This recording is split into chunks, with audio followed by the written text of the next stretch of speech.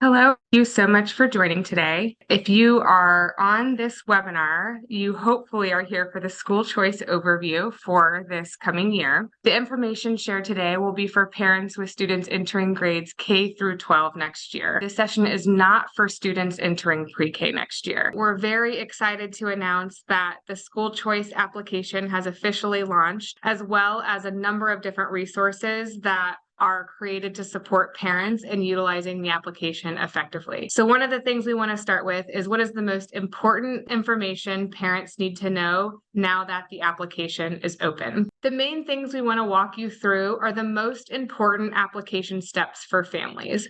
So there's really three main steps to think about. The first step focuses on helping families learn about the schools and their offerings at HISD. The second step will be to support families in building their rank list so that they can be strategic in making sure they set themselves up to access the schools that are best suited for their students' skills and interests. And then finally, we want to support families in actually submitting the application itself and making sure they can submit it on the deadline of February 23rd. So to do this, there's a couple things we want to highlight. When parents are taking that first step, there's a number of different resources that we've created to help them. The first resource is what we call School Finder. This includes information that a parent can look up for each individual campus. So on School Finder, for example, if you really are excited about one particular campus, you can search for that campus's name and you can find a lot of information about that specific campus on the School Finder site. We'll talk a little bit more in detail about that site further on in this presentation. In addition to that, we have also launched a new website. And in that website, we have what we call a specialty program guide. What is available for parents here is if they have a particular interest, maybe their student is really interested in fine arts, they can go to the website and look up all of the schools at HISD that have a specialized offering in fine arts. And then they can use that to better say, hey, I want to explore these specific schools when I'm thinking about my choice. So there are a number of different resources available to support parents in learning about schools. And we really do recommend them thinking strategically around, hey, what is my student interested in? And what do I want for my student so that they can make the right choices when they fill out their application. This second step, build your rank list. We always just want to highlight a couple of things to help parents understand the best strategy when they're ranking their list. First and foremost, we always say the lottery works in your favor if you truly just rank your schools based on your preferences. You have the same chance to get into a school regardless of the order you rank it. So it makes the most sense for a family to recommend based on preference. Parents should know they get up to 10 choices to rank. So every time they rank a program within a school, that counts as one of their choices and they have 10 options. And they really need to prioritize not missing that deadline. Parents have the highest chance to get into a school if they meet that February 23rd deadline. There's no advantage to applying before February 23rd. What's truly important is that they make the deadline and push submit on their rank list submission before the application closes. And then finally, it's important for parents to know that they should use all 10 of their options. They do not increase their chances of getting into one school by applying to fewer schools. So if they are excited about 10 schools, they should really use all 10 of their options in their rank list. And then the final application is going into our school choice application in our Salesforce platform. There's a link that you can see on this screen in that third step. You can log on, you can select the schools and order them in the ranking of your choice, and you can push submit. In a couple situations, there'll be some next steps asked of parents, in particular if they're applying for a fine arts school where they have to sign up for auditions. So just check to make sure you've completed those next steps and you'll be good to go. The next step for parents will be to wait for the notification after the lottery. So that's the highlight of what parents should be thinking about from now until February 23rd as a part of this school choice application process. One other quick note for parents. This is just a highlight for what you'll need when you're actually ready to go fill out your Salesforce application. If you're a parent of a currently enrolled student, you just need your student ID and of course your rank list that you want to input into the application. So that's all you need. There's a number of places you can find your student ID. You can find it on your student's report card. You can find it on a lot of information about your students that get sent home from your school. And you can always follow up with the school choice team if you need help figuring out what your student ID is. If you're a parent that's new to the district, district or that's not currently enrolled in HISD, you may need a couple other documents like your student's STAR performance from the previous year and the report cards from the previous year. So just flagging there may be some additional documents that you need if you are a new parent coming to HISD. One of the things we're also really excited to announce is an updated version of the school choice website. This website includes all of the information parents are going to need to apply to school choice. We're just going to quickly walk through this website so that parents know what's available to them just by Googling school choice at hisd.com. First, when you get to the website, you'll see a home tab. This tab will have some of the most important information available for parents. They can click on this red bar right at the top to get directly to the school choice application to apply. They can also click this box right here that says Find a School Now. That will take them to our School Finder site where they can look up individual information about a campus. We, of course, include the school choice timeline so parents can be up to date on the most critical dates related to this process, and then some quick links and key videos that they can use if they have questions or want to learn more information. Additionally, we've talked a lot about School Finder so far. There's some information around what's included on each campus's page, as well as a link directly to that School Finder site that a parent can use to learn information about a specific campus. There's also a tab called the K-12 application. So on this tab, what parents can do is learn a lot of different information about the process. We have a tab called the school choice process. Here they can have a high-level overview of the phases of the process, the key dates, the application strategy. A lot of this we are actually talking about on this webinar. We just want them to know it's available to them on the website. They can also click on eligibility requirements. Some schools have entrance requirements to get into their school. So this just talks about the different types of requirements that exist and things that parents will need to know if the particular school they're interested in has application requirements to just help parents understand who should apply to what schools, as well as who does not need to apply. And then finally, we're updating this with transportation information. So for parents who really want to make sure they understand when is transportation provided and when it is not, this will be available to them on the website. We're going to be monitoring the most commonly asked questions from parents as this application process is open. And anytime we're hearing a theme or a trend in questions from parents, we'll add that information to this website so they can access it easily. This next tab is a tab that is going to help parents really identify the set of schools that are available in HISD that offer specialized programming that their student may be interested in. As you know, HISD has a number of different magnet programs. We have 119 schools that have magnet programming across all of our 275 campuses. What we try to do here is really help parents understand different types of schools that are available to them. So what you can see is when you scroll this site, is a bunch of different types of schools that we offer at HISD. So for example, we have many high schools that offer career and technical education. You can click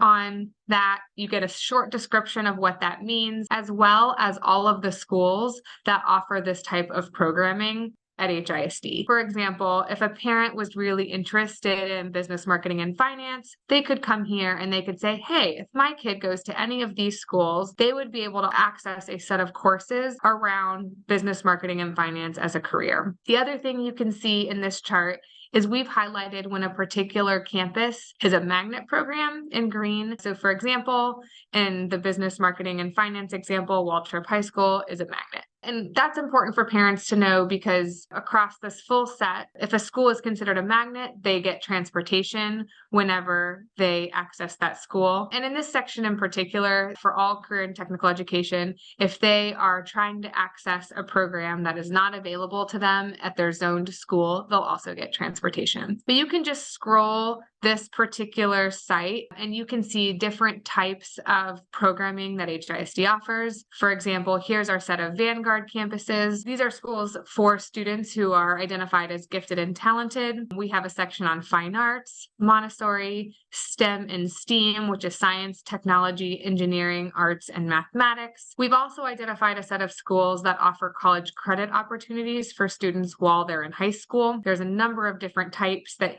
parents can explore in this section. And then finally, we have a section on language and cultural programs. So students have multiple opportunities to learn languages across the district, and they can open these, for example, and see the different schools that offer language programming at HISD. The last thing I want to highlight for parents is the Parent Supports tab. So on this tab, we have listed a number of different ways that parents can obtain additional help as this application is open. Parents can request to attend campus visits for magnet schools. This shows dates and times for when parents can go, and we always recommend that the parent reach out to the individual school they plan to visit so they can sign up for a tour. These tours are typically in the day, 9 a.m. for elementary, 1 p.m. for middle and high school.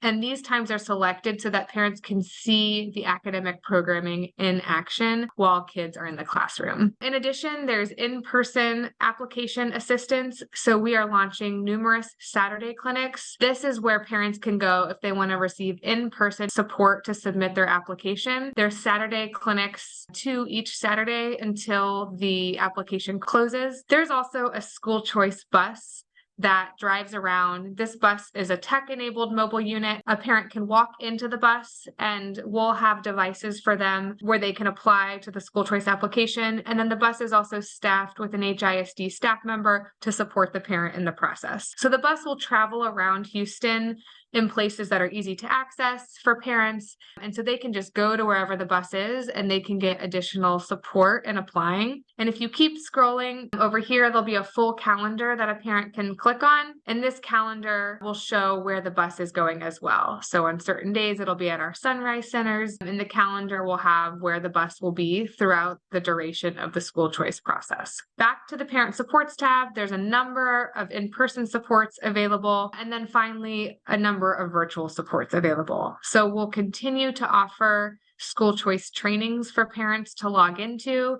if they want to just hear some supports and training on a virtual call. We're also going to offer some trainings for parents in specific situations. So if you're a parent applying where your student has a sibling, or if you're a parent of a student and you have twins or triplets even, we'll offer special sessions for those specific situations. And then finally, there's a hotline and an email address that we monitor daily to make sure we can answer all incoming questions that are coming from parents. That information is right here. And I'll just highlight there's a couple days where we're going to make sure we have extended hours for the hotline until 8 p.m. to make sure we can support parents who need to call us after their workday during these times. And then finally, there's a set of additional resources that we are posting. I'll just open a couple so that you can see them.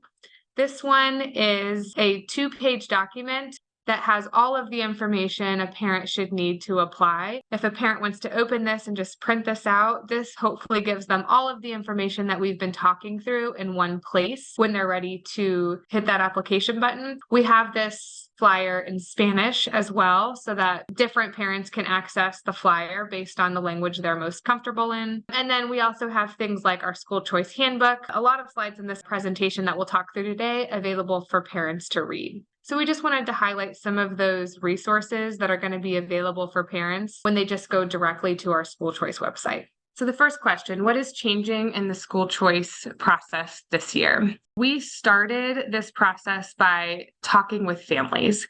We ended up hearing from over 11,000 families from surveys, focus groups, and community events. And really, they shared with us a couple big important points.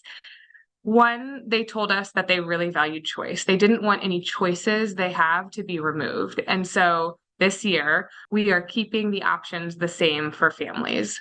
All of the options, all of the magnets will remain the same, and all of the choices that previously existed for families in terms of what schools they could attend or apply to are remaining the same. The second thing we heard is that while the lottery is stressful, it does work, and there is a sense of fairness that parents feel by being able to participate in a lottery. And so moving forward this year, we are keeping the nuts and bolts of the system the same.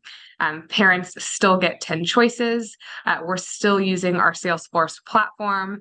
We're not making adjustments to the algorithm that the lottery runs on. So the nuts and bolts of the lottery process is going to stay the same. But finally, the biggest thing we heard is that communication was the biggest pain point. Parents were really asking for the right information from the right source at the right time. They wanted the ability to talk to an in-person staff member at HISD. They wanted to make sure they weren't hearing different things from different sources at HISD, and they wanted relevant information earlier for their families to be able to make decisions sooner. And so this is a big part of the themes that we heard when we started this process for families to tell us what they wanted to tell us about the process. And just so you know, we really were asking families two things. What do you really want to stay the same about school choice? What do you want to make sure we don't change? And then we also asked, what do you want to change about school choice? What can be improved? So in summary, there's minimal changes from last year, but we do want to highlight a couple of things that we are doing. One of the things we did is we had an earlier gifted and talented testing timeline. Parents requested gifted and talented testing earlier, and our schools conducted gifted and talented tests earlier. And when we did this, it means that parents will find out if their students qualify as gifted and talented before they have to submit their application on the lottery. And so what this means is if their student doesn't qualify for a school that requires a student to be gifted and talented, they don't waste their choice on that school for the options because they'll know in advance whether or not they're eligible for those schools. So that's one of the things that changed this year. Additionally, we are going to be publishing the results of the lottery earlier. So last year, the results of the lottery published on April 5th. This year, the results are publishing on March 26th. And then lastly, there was a lot of requests for more parent support. So we're doing a lot of things to improve communications to parents. And we'll talk about a couple of those things today. So this is just a high-level preview of some of the things you can expect to see on the School Finder website for each one of our 274 campuses. We'll have school information with fast facts, application information very specific to that school, a section on meeting your principal, and the school profile with things like the number of students that are enrolled, their rating, some of the data about how their school performs. So we'll have that section. We'll have an academic section where we're really focused on helping parents understand, hey, what are the big academic priorities for this campus?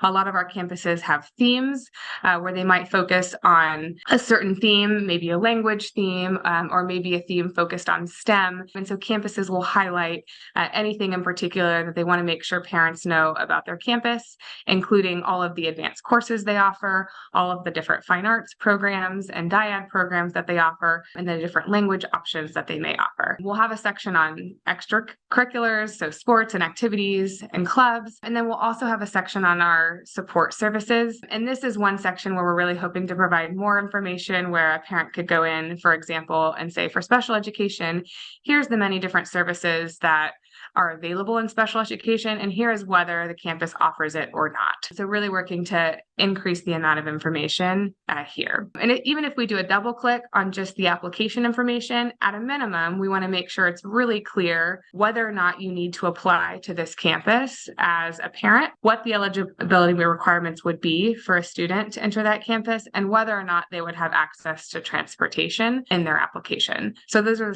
some of the things we want to make sure are really clear for each campus as we launch. Additional supports that will be coming is we'll publish a school choice handbook. We're kind of thinking about that as kind of the rules of the game. Here's a handbook that tells you all how it works. It'll be a lot of information, but the hope is that it's publicly available and we can all look at it in one place so that we can provide clarity on how this works. We're also going to update the school choice website where we'll publish things like the handbook, like these webinars, short snippets of next steps for parents throughout the process. And then we will also hold application enrollment events. And so even with all of these virtual and digital supports, we do want to make sure there's a physical place parents can go if they just want help. Hey, how do I actually sign into my school choice application? Help me rank my options based on my preferences and help me submit my application. So we'll launch numerous application enrollment events, and then finally a school choice hotline so that there's direct support and customer support while the application is open. This next section, how do I know if my student should apply to the school choice application? And so one of the most important points here is we're going to share with you how this works right now across the different types of schools at HISD. But the big takeaway here is it's different based on your school, and you don't have to memorize that either. Our hope, again, is that the information that will be provided in the School Finder will help you understand who needs to apply to each campus. And we're also going to publish a list of all of the campuses in just a master file so that people who like to can look that up too, and they can see what the requirements are for each campus. This is a lot of information on this slide, and it's a lot to take in terms of just understanding all the different terminology in education, but we're going to walk through it step by step just so that we can help you all understand who needs to apply to the different types of schools at HISD.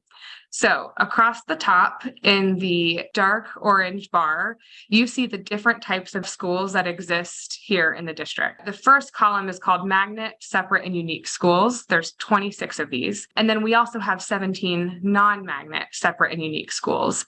And what a separate and unique school is, it's a school that doesn't have any students zoned to that school. And so everybody who's interested in attending one of those special and unique schools must apply to the school choice application to get into that school. Some are magnet, some are not magnet, but everyone must apply to both, whether it's a magnet, separate and unique school, or a non-magnet, separate and unique school. So that's true for those 26 and 17 campuses at HISD. In the third column, you see what we call magnet school within a school models. So in this model, a school might have a general education program, but they may also have what we call a school within a school magnet program. And so in this situation, for the students zoned to that school, they do not need to apply if they just want to enter into the general education program, but they would need to apply if they wanted to enter the school within a school magnet program at that school. So for them, really, when you're talking to the students zoned to these types of schools, we would tell parents, if you're interested in your student joining that magnet school within a school, you do need to apply to the school choice application, even though it's your zoned school. But if a parent said, nope, we're good with the general education program here, they would not need to apply to school choice. We're going to keep going to the right. So the next column we call our school-wide programs. These schools have magnet programs school-wide. So these are also considered magnet schools. There's 46 of them, but because they are school-wide programs, they're accessible to all students at that school, even the zoned students. So in this situation, the zoned students do not need to apply to participate in the magnet programming. They can access the program regardless. And then non-zoned students would still need to apply. But this one, we just want to highlight this because this is somewhat of a nuance within HISD. If you're a zoned student who wants to attend magnet programming, you're part of a school within a school, you do have to apply. But if you're a zoned student who wants to access magnet programming in a school-wide program, you do not need to apply. But again, it's okay if you don't have this memorized. Again, back to that School Finder website, when you go to a school's website and you click on the campus page, it'll tell you who needs to apply to the school and who doesn't. And then the next column we call regular schools. This just means there's no official magnet programming and we have students zoned to that school. So those students who are zoned do not need to apply. They can access the programming that's there. And then finally, we have a set of referral campuses, and these are just campuses that parents can't directly apply to. These are campuses that sometimes students are transferred to by a campus administrator. How do I know if my student is eligible for a school? So we talked a lot about the different types of schools and how a parent should know whether or not they want to apply or if they need to apply to access the programming. Certain schools also have entry requirements for certain students to enter into the programming. So there's many different types of entry requirements in place at different schools. And what we want to share here is we want to give parents the information to help them understand whether or not their student qualifies for that specific program as they are applying, and in most cases before they actually have to apply. And so we're working to make sure parents have this information for as many schools as possible prior to submitting the application. And there's different types of entry requirements. We're defining an entry requirement as any criteria a student would need to meet to be eligible to attend a school. And there's many different types of entry requirements in place at different schools at HISD, these 5 in particular. And so we have entry requirements around gifted and talented testing. And so gifted and talented is a test that is provided to students that determines if they have gifted and talented abilities. And so we look at the results of those test scores, as well as their grades, their teacher recommendation, and some additional considerations to determine if a student officially qualifies as a gifted gifted and talented student. And then we have an academics matrix score. And actually, we have a double click on each of these. So I'm going to go there first. So this is just what I shared. So students will go through a process to determine if a student is gifted and talented. And all Vanguard schools require applicants to be qualified as gifted and talented to be eligible for the program. And so again, we're really hoping to make sure every individual parent knows if their student qualifies as gifted and talented before that school choice application closes. We have another type of academic entry requirement that we call the academic matrix score. And this really applies to high schools with magnet programming and high schools with career and technical education programming. So career and technical education programming is a set of courses that focus on one specific career pathway. So there might be a career and technical education program focused on business, finance, and marketing. There might be another one focused on welding. So different campuses offer different career and technical education programs. And so magnet programming and career and technical education programming that we sometimes call CTE, both of those sometimes have what we call an academic matrix score that a student has to hit in order to be eligible to attend those specific programs. These academic matrix scores consist of a student's grades, their STAR scores, their GT test scores, and if they achieve a minimum number of points on the matrix, then they're eligible to apply for these programs. And so the maximum matrix score that a campus can require is 80 points. And we'll make this matrix available for parents so they can see it. And then they'll also be able to see whether or not their student qualifies based on their scores. We also have a language test. And so depending on the type of language program that exists at a school, some students may need to take a language test that indicates whether or not that student has the language requirements for those programs. Some of our Montessori schools for grades 3 through 8 require students to have prior Montessori experience. So that is sometimes a entry requirement. And then lastly, all applicants for our secondary fine arts magnet programs have auditions to qualify for the program. So for the most part, parents sign up for an audition slot in Salesforce when they apply.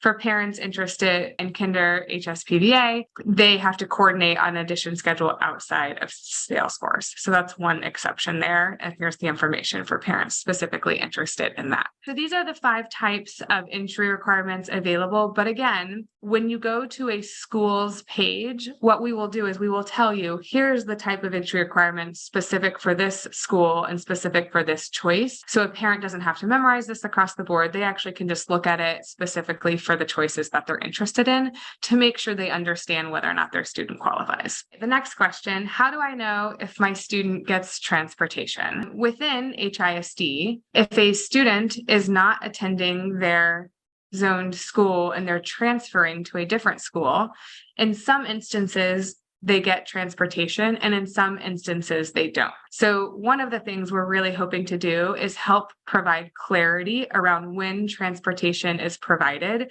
and when it is not. We want to, again, support parents to make sure they know this and they have this information prior to for them having to submit their application and accept seats. So for example, maybe transportation as a parent is really important to me, and I want to make sure I'm only ranking schools and or options where transportation would be provided to me. Our goal is to make that really clear for parents. So if transportation is a priority, they can have that consideration and think about that when they're inputting their rankings for their different program options. Does my student retrieve transportation? These are the most common transportation situations that exist at HISD that we wanted to highlight. So first, if a student is attending a magnet school, they do receive transportation to go to that magnet. So transportation is offered. Additionally, if a student is attending a career and technical education program, so if they transfer to a school for a CTE program, then transportation is provided as long as that school they're transferring to, their zone school does not offer that. So for example, let's use the welding example. If my zoned school offers welding, but I want to go to welding at a school across the street, I would not get transportation because my zoned school has that program. But If my zoned school does not offer welding and I want to go to the school that has welding across the street, we would provide transportation because they're going to access a program that's not available at their zoned school. Similarly, if students attend their zoned school and they live more than 2 miles away, they are approved for transportation, but students who attend their zone school if less than 2 miles away generally are not approved for transportation. And then finally, students that attend a school that's not a magnet school and also that's not their zoned school do not receive transportation. And we sometimes call that a space available transfer. So I'm at a school, I want to go to a school down the street just because of something that I like about that school. It's not a magnet school, you're not going for a CTE program, you want to go for a different reason, you can apply to do that in school choice. You just won't get transportation with that transfer. And then homeless and special education students will receive transportation if they're going outside of their zone. In addition to the most common transportation situations, there are also a couple of situations where we want to highlight for parents as to whether or not they receive transportation. We do have a new update from last year. Last year, only one of our boundary option schools had transportation available. This year, all 7 of our boundary option schools will have transportation available. Quick reminder, a boundary option school is a school where in a particular zone, if the zoned school cannot hold as many students as are zoned to that school, the families also have the option to go to what we call a boundary school. So it's another school close by that will allow their student to attend when that space is needed. So this is the list of boundary campuses on this slide, and when a parent selects to go to a boundary option school instead of their zone school, they get transportation for their student to that campus. Additionally, IB programs also offer transportation. There's a number of additional situations where no transportation is provided. How does the school choice process work? Again, I'll continue to reiterate this. This is a lot of information about how the entire process works. So again, it's still okay if you leave with questions. One of the most important things we want to reiterate is between now until February 23rd, which is when the application deadline is, parents should really focus on 2 main things.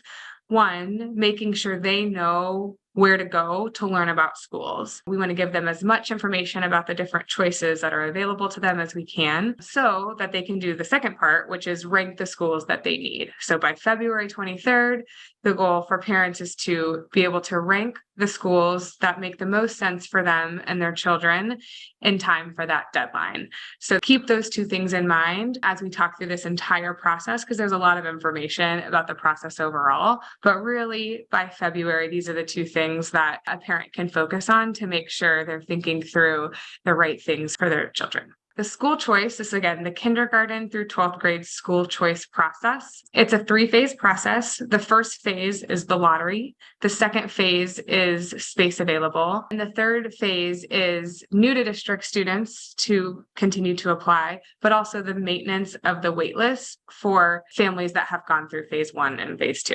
So we'll talk about each of these in more detail. Phase 1 lottery. Who should apply? Any student that wants to enter a school that is not their zoned school for the first time, that is who should apply, with that one exception we talked about, that if you're a zoned student that attends a magnet school within a school and you want to apply to that magnet program, you still need to apply. But for the most part, if you want to move away from your zoned school, you should be participating in the school choice process. And then who does not need to apply? So students who want to stay at their zoned school do not need to apply, again, with that asterisk that if you're a student at a zoned school and you want to access that magnet program within your school, you would still need to apply. And then again, students who obtained a spot at a campus in previous years. So maybe you went through school choice last year as a family and as a student and you got a seat, you do not need to reapply to stay at that school where you were already given a seat. Because again, let's say you entered a school in 6th grade and you went through school choice last year, you got a seat, those students will automatically roll over into 7th grade. So you do not need to reapply to the school you already got into. The main steps for parents in the lottery phase are these. So first, a parent ranks up to 10 choices in the school choice application. Then HISD will run a lottery process to determine what families receive a seat. Then, if they get a seat, they will be offered one seat at a school. So really important here to say families can only hold one seat at a time. And that'll be an important thing for families to understand as they make their decisions. And then finally, families will accept that seat within 14 calendar days to then be officially enrolled in that school. So if they want to accept the seat, they have to do that there. And again, these are the key dates for that. So the application will open on January 18th. It will close on February 23rd, meaning all of a parent's rankings have to be submitted. Families will be notified on March 26th, and then they will have to decide by April 9th whether they're going to be accepting a seat. I now want to talk to you a little bit more about how the lottery prioritization process works. When the lottery is run, based on the number of seats available, it will award seats to students in a certain order. First, any zoned students who have had to apply to a campus will get a seat. We really prioritize ensuring we can offer zoned students a seat to specific campuses based on law. So any zoned student that had to apply will get a seat. Then the lottery algorithm will move to a second group of applicants. It'll look at applicants that have siblings that are also going to be attending that school next year. The way this works is 25% of available seats at a particular school will be reserved for applicants with siblings. This is really true only for entry grades for that school. When an applicant is applying to kinder at an elementary school, or sixth grade at a middle school, or ninth grade at high school, this rule applies to them. So those particular candidates, they have first dibs on that 25% of available seats if their sibling will be at that school next year. Well, let's take an example. Let's say that a school has 100 seats available in the lottery and 30 students with siblings apply. What will happen is 25% of those 100 seats will be taken, and a mini lottery will be run to see which of the 30 students with siblings gets those 25 seats. So that really ensures that everyone with siblings has a chance to access seats at that school. So as a result of that mini lottery, 25 students will get seats in this particular example, and the 5 students who did not get seats will move to the next priority level 4 that we're going to talk about next. Once the sibling lottery is complete, the algorithm will then offer the remaining 75% of seats to applicants in the next priority levels. So priority level 3 will include non-zone applicants that are in district. This includes children of HISD staff, as well as any of the siblings who did not get a seat in priority level 2 that we just talked about. The group of students will get the remaining seats. If there are still seats available, we'll move to the next priority level, which is non-zoned applicants that live outside of the district but are currently attending HISD schools. And then finally, if there are still seats available at a campus, the algorithm will move to the final priority level with non-zoned applicants that live outside of the district that are not attending HISD. It'll really prioritize who gets a seat based on what priority level the applicant falls in. The application strategy. We get this question from parents a lot, and so we want to highlight some of the most important things parents should know and understand about the lottery process when they're applying. And so where you put a school in your ranking does not change your chances of getting into that school. And so what this means for a parent is you truly should rank a school in order of your preference, because what will happen is the lottery will, let's say you get a seat in 2 different schools, it will give you your higher preferenced seat. And we'll talk about that a little bit more in a second. But main thing to know is, hey, if I really, really want to attend Jingle Bells ISD, it doesn't actually matter if I put it first in my rank, second in my rank, or 10th in my rank. I'm going to have the same chance of getting into Jingle Bells ISD. The other thing to know is that what is really important for parents to know is you do increase your chances of getting a seat by participating in phase one. So it's really important for parents who really want a seat in a certain school to participate in phase one, because again, once the lottery runs, a lot of seats at our schools will fill up. So don't wait until phase two if you have a certain school that you want to attend. And then also, you do not increase your chances at a school by applying to fewer schools.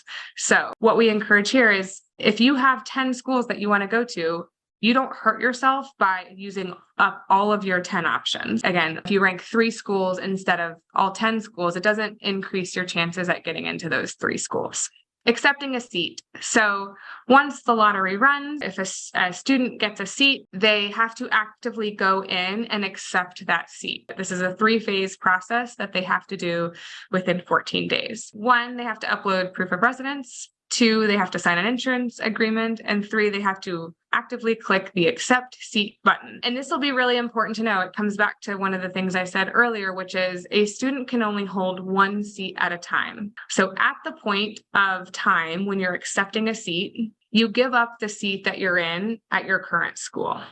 So if I currently have a seat in my zoned school and I apply to school choice and I get a seat and I physically go in and accept it, I am giving up that seat at my zoned school and I now hold a seat at the campus in which I've accepted a seat. So that's kind of a little bit of an overview of accepting a seat. One other thing just to highlight here is when a parent is accepting a seat, they only need to think about 2 schools. Their wait list or any wait list that they're on is not impacted by this decision. They're thinking about 2 schools. They're thinking about what is the seat that my student is currently in. Many times that's your zoned school, compared to what is the seat that I'm being asked to accept. And a parent should look at those 2 options and say, hey, what's my preference for my student for those 2 options? And then that's the choice they should make. So it won't impact if they're on a wait list for other schools that they're really excited about. They really should just be thinking at that point in time about the 2 options in front of them. Which gets into the next part. So how does the waitlist work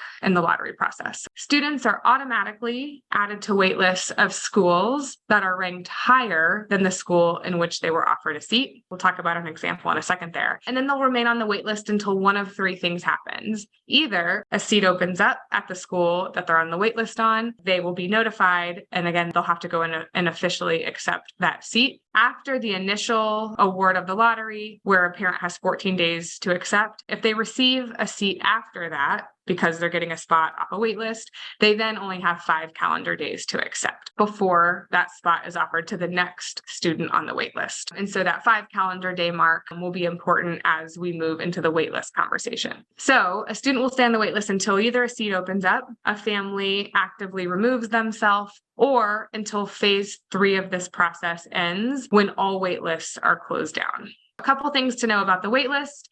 If a seat opens up at a campus, the system will only allow that school to offer a spot to the top candidate on the wait list. You know, if a campus has a wait list of 50 students, that campus can't go in and say, hey, I have a spot open, I'm going to take the 10th person on the wait list. The system only allows them to take the top candidate. Families can also see where they are on the wait list, but they only move up on that wait list when a seat opens up at schools. So one of the things to note here is that different wait lists can move at different speeds, because every wait list for the school is kind of independently associated with that campus's program. So at one campus, you could have a wait list that's very static and it remains static for a long time, while another campus could be moving through the wait list very quickly. And that could happen for a number of different reasons, right? And so just because one wait list is moving does not mean another wait list will be moving. It really does depend on what's happening at that school, because the only time the wait list moves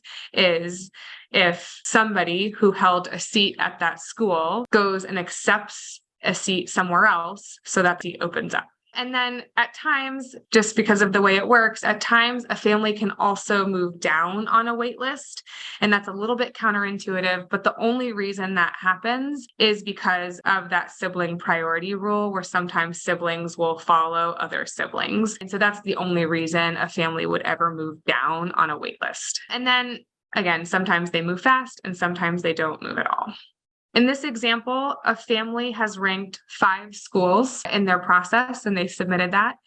The lottery ran, and this particular parent was awarded their third choice seat at a school. When they get their results back, it will tell them, hey, you received a seat at your third choice school. That parent will automatically be put on the wait list of their first and their second preference because they were higher ranked than the place in which they received a seat. And then they'll be removed from the system from the wait list for schools 4 and 5 because those were lower ranked than the school that they received an offer at. So this is what it would look like for them. Automatic addition to school 1 and 2. They have a decision to make around whether they want to accept a seat at school 3, and then their ranks 4 and 5 would just show that they were assigned to a higher ranked school and that they're not added to the wait list at those schools. So key dates here, phase 2 starts on March 26th, which is immediately when families are notified of their lottery results. So phase 2 opens. And then the end date for phase 2 will be sometime in June. We're going to announce that final date in the spring. And then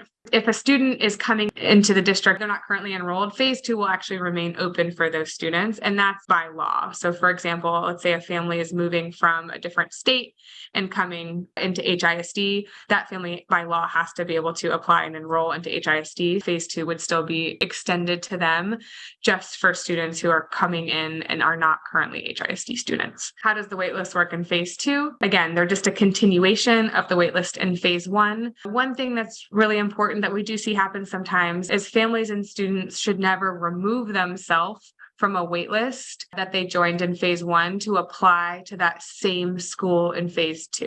What you're essentially doing if you do that is you would lose your spot on the wait list and you would be moving yourself to the end of the line when you reapply. Once you're on the wait list, you can't reapply to increase your chances. In fact, that decreases your chances of getting in. And then regardless, this is important for families to always know. Let's say you accept a spot at your choice number 3, and then you accept a spot at your choice number 2 if you get in off the wait list, and then let's say you get off the wait list on your choice number 1, and you go through all that. At any point in time, you may always go back and enroll at your zoned school. So parents have that right to go back to their zoned school anytime. The last phase is the maintenance of the waitlist. So at this point in time, remember that all of the ability to apply, that ended in phase 2. But in phase 3, HISD still maintains the waitlist. So you can't apply anymore, but if a spot opens up at a campus, we will still fill it with that person who's top of the wait list if space becomes available. This phase starts immediately after phase 2 closes. The official date will be again announced in the spring, and it'll end closer to the academic year. And so we're waiting for the school year 24-25 academic calendar to be approved to officially determine what date is going to make sense for this. At the end of this phase, though, all of the wait lists are officially retired. It won't matter anymore who is on them. Basically, seats are set for that next school year.